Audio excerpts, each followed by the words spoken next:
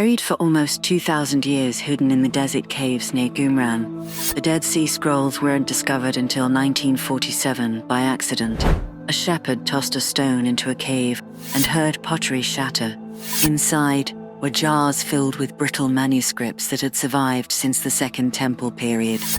The scrolls include fragments of nearly every book from the Hebrew Bible, but also texts never seen before, apocalyptic visions, sacred hymns, and the rules of an esoteric community often linked to the Essenes, a Jewish sect living in the wilderness, waiting for the end of days.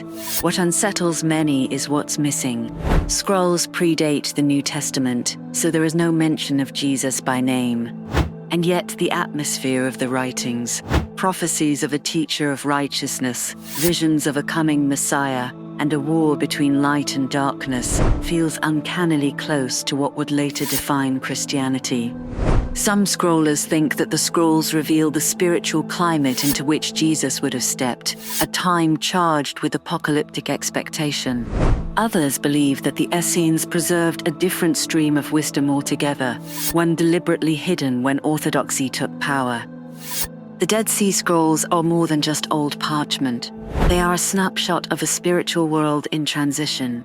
Judaism fracturing into sects, mystery schools clashing with empire, and the idea of a messianic figure beginning to crystallize. When people ask why Jesus isn't in the Dead Sea Scrolls, the answer might be simple.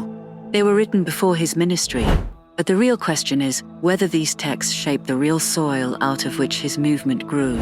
Even now, scholars haven't finished decoding them, and perhaps that's the point. Some writings aren't there to give answers.